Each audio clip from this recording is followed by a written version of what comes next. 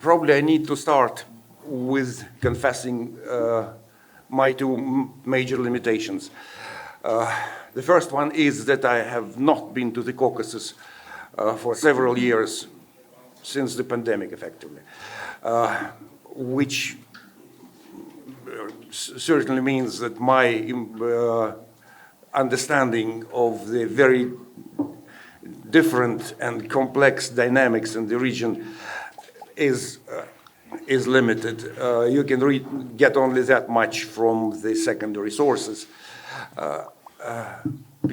Before the pandemic, several trips, including to Yerevan, really helped me to get the feeling of how things are progressing, proceeding or not in the region. Now I hope this trip will compensate for this shortage.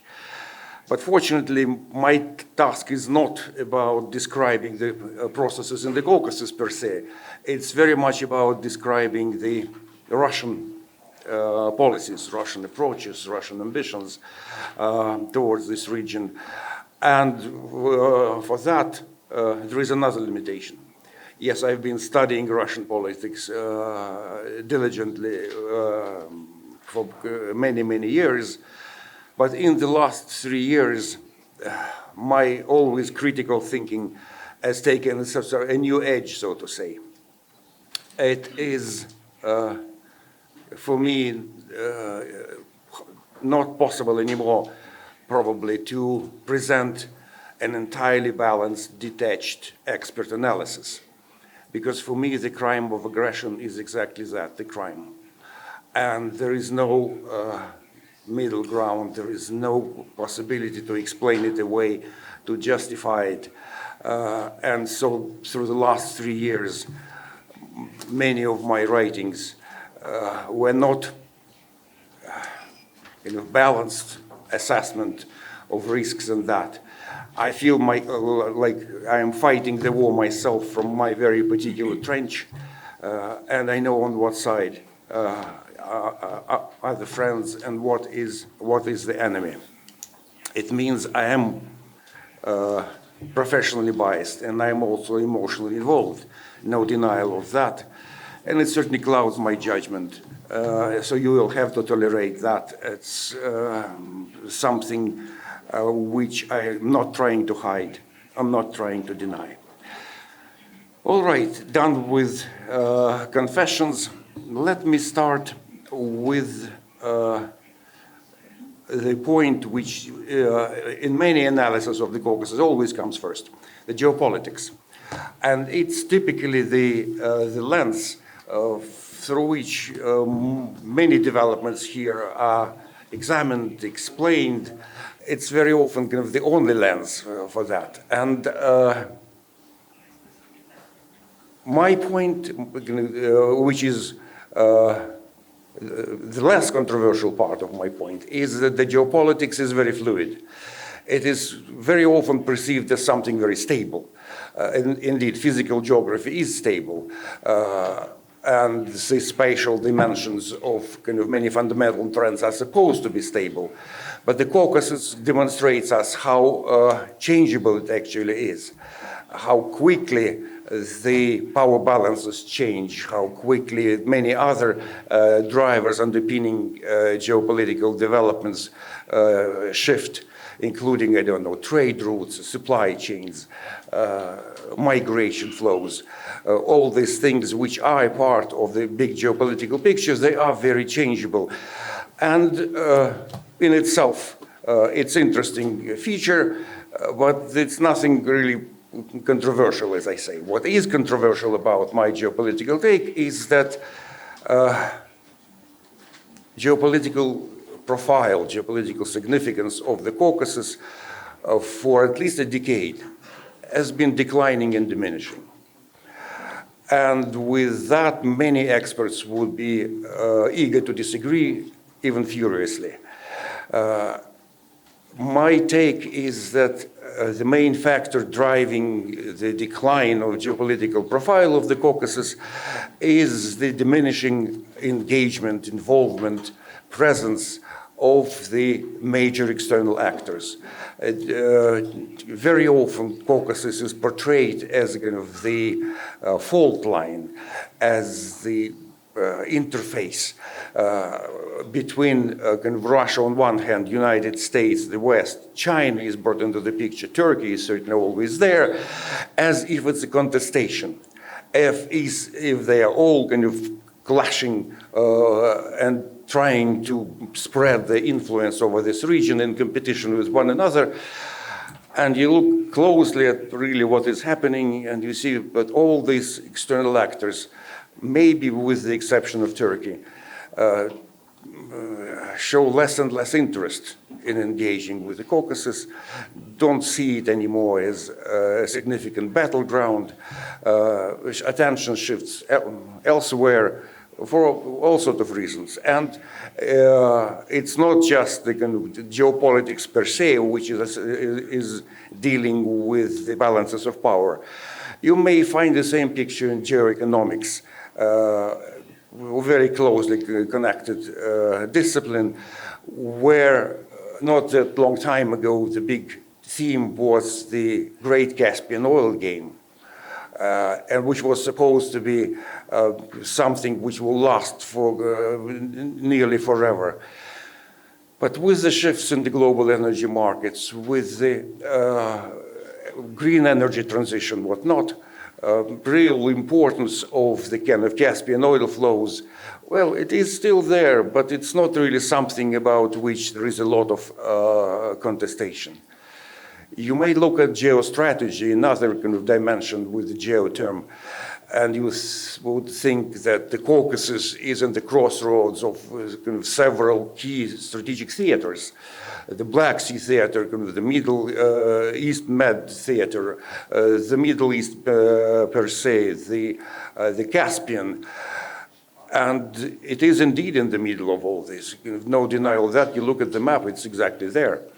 But the point is that it's not where the strategic contestations in this theater really intersect. Russia goes into the Middle East not through the Caucasus. What is happening in the Caspian theater, again, Russia is probably an actor there, all sorts of interesting developments, particularly between Russia and Iran, again, doesn't really touch the Caucasus. What is happening in the Black Sea, which is a big theme in the context of the Russia-Ukraine war, yes, it's a lot of unexpected developments, but they don't really involve Caucasus directly. So there is, in all these geo dimensions, disappearing presence of the Caucasus, and you might probably see it best of all in the United States. Currently, there were so much expectations that with the change of administration in Washington, D.C., some new impulses would come. Some new signals, some new messaging, some new impacts. And for what I'm able to distinguish so far, again, it's early days, Caucasus is not on the mental map in Washington, D.C. at all.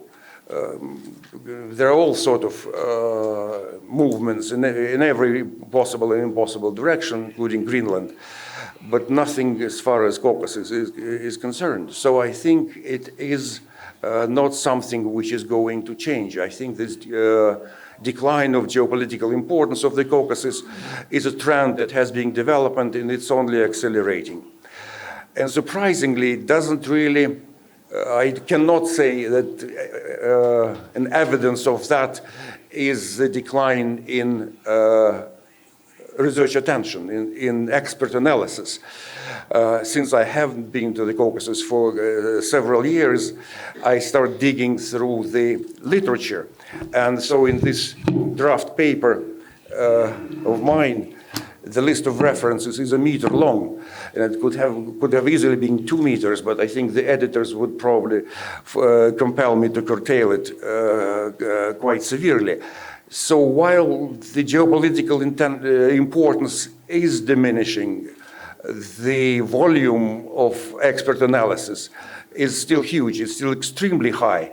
And in nearly every of them, the point is made how important the Caucasus is, what sort of crucial crossroads it constitutes, and so on. And this kind of basic point of reference is exactly something I'm in disagreement with, and probably will hear a lot of disagreements with during this conference. Prepared for that.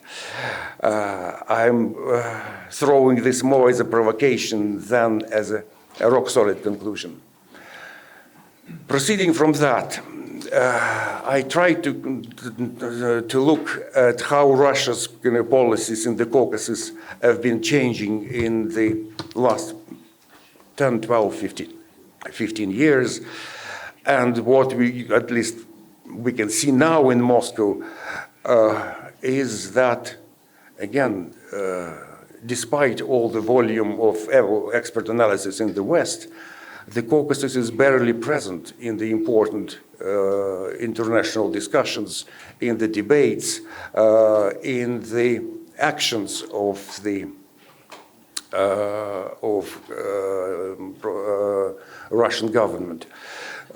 It's possible to see that because of the war, for that matter, Central Asia has acquired a particular significance because it's about the only region where President Putin is able to travel to. And so probably in the last 2 years he had made more trips to Central Asia than in all his preceding years in power. But again, that is one dimension out of many, and I'm not dealing particularly with Central Asia in this paper. Not all post-Soviet space is of equal significance, but it doesn't really stretch to the Caucasus. And in the years which were preceding the war, so to say, a different era, not that long time ago, but it feels like ages. The war is just 3 years long, and it already feels like a decade. So I will not go into historical diggings. I just want to make 2 points about that time, a little bit beyond the watershed of the war. One was that it was pandemic, and in principle for Russia, it was a moment of opportunity to strengthen its international profile, to engage, particularly across the post-Soviet space, to build up its soft power in dealing with this threat, and the opportunity was completely missed. The epidemic was mishandled in Russia pretty badly, and the chances of strengthening Russia's role in the post-Soviet space were essentially missed, probably because of that. My second point is that in that period preceding the war in Ukraine, a trend which started to emerge while being camouflaged with many layers of political denials was that step by step Russia was in retreat under the pressure from Turkey. My friend Mustafa will probably speak more about that. I just wanted to mention that the trend probably started in Libya in the year 19, when Turkey stopped short offensive of Wagner Group on Tripoli. Then it continued through the deal made by Putin and Erdogan about the ceasefire in Syria, which essentially meant that the Idlib province was off limits for Russia, and for the Assad regime remained the bastion for the rebels. More stronger manifestation of that trend was certainly the war in the Caucasus in 2020, which was a bit of a shock for Russia. How forceful it was, how quickly it developed, how important Turkey's role was in deciding the outcome of that war. And the trend continues further while personal relations between two leaders had its ups and downs in that period. Now probably it's a down point. But Russia's retreat under the pressure from Turkey, I think that was something to take note of in that period before the war, ages ago. Now, the long war and its various impacts on the Russian policy. Certainly, it changes a lot. It has changed a lot. It continues to change a lot in Russian international standing, in Russian ambitions, in Russian capabilities. And while presently, in the last year at least, the war appeared to be quite static, the political battles around it were very high intensity. And they were shifting very fast, and the impacts were very dissimilar at the initial stage of the war, whereas there was a shock that it was indeed possible at all. For that matter, I, until the last day, couldn't believe that Putin would commit the blunder of such proportions, despite all the evidence. Again, another one of my limitations. So the first shock of the war, which was a shock not only in the post-Soviet space, certainly not only for Ukraine, but across the whole international system. And we saw how the voting in the UN General Assembly immediately confirmed that very strong global condemnation of the aggression. And the initial shock was that Russia is able to project overwhelming power. That Russia is a military superpower, and that impression disappeared in the matter of a few months, when suddenly Russia had to retreat from the Kiev suburbs, when the course of the hostilities turned.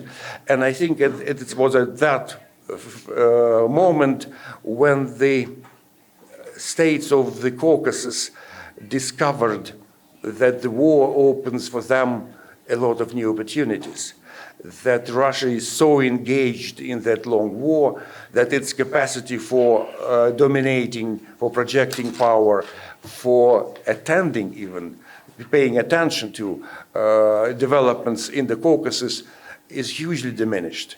And opportunities are very, very different and new, including, for that matter, reconfiguration of supply chains for Russian industry under the impact of sanctions, which circumventing sanctions was a hugely important economic opportunity for many post-Soviet states. I think Kyrgyzstan probably stands out in that regard, but in the Caucasus as well, opportunities to benefit from that sudden Russian demand for just about everything, for spare parts and for technology and for some very basic needs. Many trade routes were cut, many, for Moscow, many well-established partnerships were broken. Suddenly the Caucasus was able to profit from that. Nothing wrong about that. Yes, there were breaches of sanctions, but there were entirely legitimate trade opportunities, certainly. Missing them would have been bad. And we also saw that for many states, certainly besides that, there was a new impact of Russian immigration.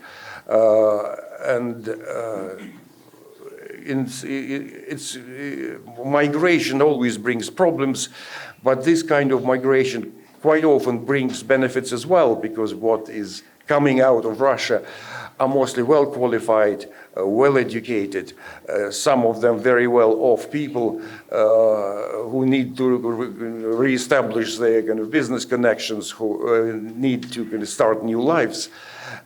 Many of them settled in Georgia, for what I see around me in the few hours I'm here. In Armenia, much more Russian language I can hear now, here as well. It's also an opportunity for the countries. But besides that, what definitely was a major impact is a new freedom of maneuver, so to say, and an ability to set their particular courses for the three states of the North Caucasus, how they saw fit. And I think it was Azerbaijan who benefited the most from that, deciding that it was an opportune moment for the final military solution for the Nagorno-Karabakh problem, and executed that, pushing out Russian peacekeepers with no objections from Moscow whatsoever. So I think that it is one sign. And after that, another sign how Azerbaijan now feels vis-à-vis Russia was certainly that very high-intensity political quarrel, which is just about to be resolved, caused by the tragedy in the air over Grozny when the flight from Azerbaijan was damaged by a Russian missile. How Aliyev, what sort of tone Aliyev took against Moscow indicates that Russia's influence, Russia's ability to dominate the region is hugely diminished. And that Russia is in fact forced to offer every possible apology to Azerbaijan in this situation. So this freedom of movement, and I'm looking forward to learning how Armenia feels about it, is certainly very different in Georgia, where the risk factor is perceived much more acutely than in many other states, where the exposure to kind of new Russian war machine is seen as way too risky to alienate Russia. And I think that was probably one of the key factors deciding the outcome of elections, deciding the outcome of the sequence of political crisis in Georgia. Again, it will take a trip to Tbilisi for me to be very certain about that. But the impact from the war in this regard is that the three states of the South Caucasus are kind of drifting further apart. They feel differently about these impacts, that the distances between them are growing, the ability to find common ground is diminishing. I think that is fairly obvious. Much the same way as another impact is that the distance between the North Caucasus and the South Caucasus has hugely increased. North Caucasus, to all intents and purposes, is a part of the war, and South Caucasus is not. Well, there were not that many Ukrainian strikes on the North Caucasus, but nevertheless, the involvement of the republics of North Caucasus, direct involvement in the war, makes a difference. So we have greater distance between the three states of the South Caucasus and very much greater distance between the South Caucasus and the North Caucasus as a result of the war. The war has been changing and evolving all the time, and we are now quite possibly at the moment where we might see a new quality in the political processes about it. And this new quality might bring the war not exactly to an end, but at least to a pause. Ceasefire is certainly not peace. It's a pause, and it's mostly that proposition which is now in the center of political debates. It's not more clear whether it happens now as I speak as kind of in the weeks when I was kind of writing the draft. There are still a lot of issues involving the ceasefire, and we saw the very unproductive telephone conversation between Trump and Putin just this week. Nevertheless, it's a safe, no, not safe. it's a reasonable assumption that we might see a pause in the war, what it might bring. It is, in many ways, a prospect which is hard to define as positive. And I have to say that during the 3 years of the war, my institute, along with many other think tanks, were working very hard on designing the architecture that might come after the war. Part of that involved brainstorming various aspects of Zelensky's peace plan, which is now probably forgotten. Nevertheless, a lot of intellectual energies through many European and global partners went into that, mostly out of the immediate attention. But the proposition was that the war would bring peace. The war would end with a peace which would be stable and just.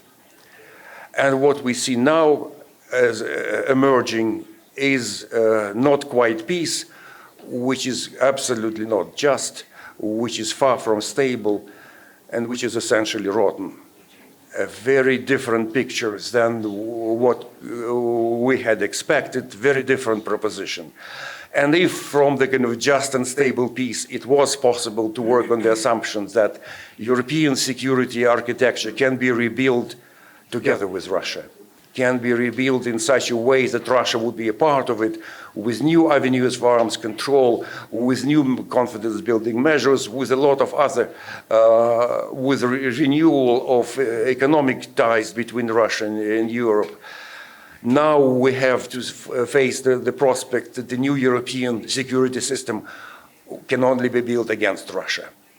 And it pains me to say that. It's not at all what I invested a lot of effort trying to promote. But that's the fact of life, we have to agree. And from that, many other consequences follow, including how the strategy of deterrence will be reshaped, including whether Europe would be able to get its act together. We see an unprecedented, breathtaking surge of political energy in Europe, summit after summit, meeting after meeting, about ensuring what was kind of a loose idea of European strategic autonomy into something real, material, and impactful. Outcome is by no means certain, but in this surge of political energy, you might find a new hope for that. What are the consequences for the Caucasus? I still have my 3 minutes. Yes, I'm very watchful of time, but it's good to have clocks there. What may be the consequences for the Caucasus? In this kind of new situation, certainly for Russia, the main problem will remain confrontation with this re-energized Europe and rearmed Ukraine. I have no doubt that Ukraine will use the pause for kind of rehabilitating, rearming, rebuilding its fighting spirit and combat capabilities. That will remain for Russia the problem which would be kind of top priority, far above everything else. Russia also needs the pause to rebuild its economy, to rehabilitate its armed forces, which are degraded now, not to mention criminalized, into something which resembles very little the fighting force Russia had 3 years ago. But in that neither peace nor war situation which is emerging, focusing on Ukraine and on the threat with Europe, the political regime in Russia still might find the need to, because of various domestic political pressures, still might find the need to project power in such a way that it would bring some sort of victory. bring some sort of quick success, and for that, Georgia remains the lowest hanging fruit, the most obvious target. It certainly needs to be aware, particularly knowing for certain that neither the United States nor Europe would pay any attention if anything develops there, and certainly the two regions which are now self-proclaimed state recognized by Russia remain subject not only wounds for Georgia, but inevitably the conflict seeds. Another problem in this region, which is what focusing on, is Chechnya, where the regime of Ramzan Kadyrov is definitely a beneficiary of the war, which has strengthened its military capabilities. With the formation of Kadyrovs, had some combat experience without any significant losses, where kind of new confidence in Chechnya means that this force without war will be looking for opportunities to project. The risks emanating from Chechnya could be of regional impact. My one before last point, again very controversial one, is the one from where I started, is about the discourse on Russian imperialism and colonialism, which in the context of Ukraine war has gained a lot of prominence in Western intellectual circles. And the proposition that Russia is hell-bent on imperialistic expansion is nearly taken for granted. Is very much seen as a kind of proposition which needs no proof, as an axiom. I don't think we have much supporting evidence for this proposition in the Caucasus. I don't see here any fixation from Moscow on restoring the Soviet Union, on rebuilding its empire, on becoming again the hegemonic power in the region. Maybe it's a perspective which is ill-informed by the local realities, but at least that's an argument which I will try to increase in my paper. My very last point in this presentation was supposed to be about the role of President Putin, about his personal vision on the Caucasus, about his standing on ending the war in Ukraine and how to proceed from there. It was supposed to be, but it wouldn't. The first speaker is supposed to set an example for time management, and it's exactly my half an hour. Hesitate not to ask me questions about that, and thank you for your attention. Thank you.